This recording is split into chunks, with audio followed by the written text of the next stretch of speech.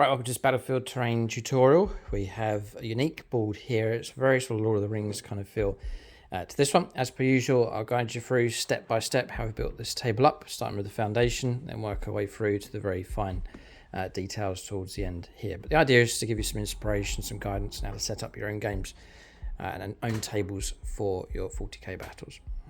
So as per usual, I'll leave as many links as I can in the video description below. The starting point for this board is the battle mat. So it's called Lost World by GameMat.eu. This it's not just like grassland, it's this patchy kind of sparse grassland as well. We'll zoom in and take a closer look at this mat in just a moment. This one's 6x4, so it marks the boundary across here with these barricades. You can get this one in the 60 by 44 inches for your regular games of 10th edition 40k, but that gives you a foundation to build up your terrain on. Gives you a colour palette as well, so you've got nice greens, browns, stony colours, and the rough ground areas across here as well. There are some like Eldar runes subtly spread around on this board, but not too strong on the table. We'll take a look here just at the detail. So in that you can see foliage, rocks, pebbles and stones, rough ground. So the battle mats just roll out nice and flat. They come with a carry case as well. Figure friendly, the models fall over nice and soft. Nice and quiet for dice rolling as well. So big fan of the battle mats.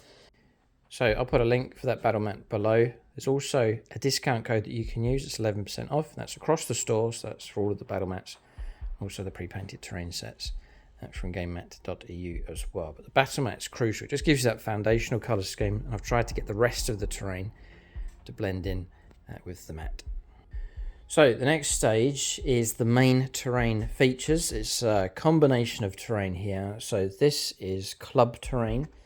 We're currently filming at SSWG Wargames Club. It's got a very strong sort of Lord of the Rings theme to it. It's been placed onto these squares, and we're going to use these as obscuring terrain for our games and ruins as well. So for these main ruins, I'm not entirely sure where they're from. Some of them, James is here at the moment, we're setting up for a game. Some of it is GW, they've been custom sort of put together. These pieces across here, they're Games Workshop from their Lord of the Rings terrain sets that they do. So you can check out their range for the Lord of the Rings. There's some amazing terrain sets from Games Workshop, so building and ruin sets. And then what they've done here is use a mixture of GW stuff, but also I think from other companies as well that sort of matched Games Workshop for that terrain style and scale, and then placed it onto manageable square chipboard pieces and then built that up, placing the terrain. This is just PVA glue and sand by the looks of it. The whole thing's been painted and highlighted, and then the magic touch really is the flock being added on, which really is a nice finishing touch, and this looks incredibly good once the flock's been added. A real part of a dead shrub just glued on. Brilliant finishing touch. And then some rougher flock here, like a mat with some foam in it, draped down the side to represent vines. Just those kind of touches, really, really nice. It's all contained, each piece individually is different, and practically very good for games as well. Just placing your pieces of terrain, just spreading them out across the board. That bulks out most of the table. I've also mixed this with the Rocky terrain set from GameMat.eu. So that's the Rocky Outcrops. This one over there, a large piece is part of that set. Another one of those, another large piece across here. I'll leave a link for that below. It comes in this colour scheme, and I've actually used the same flock as they've been using at the club here, just a blotch on to match the two together. So they tie really nicely on the table. So this is unique terrain that's been put together, but I think the main source for that, if you want to match this up, would be to check out the Lord of the Rings terrain from Games Workshop. So that fills out the table nicely. Unique terrain set plus the Rocky set from GameMat.eu. Then the finishing touches, so very simple ones really. First up is these piles of logs, and they are real logs.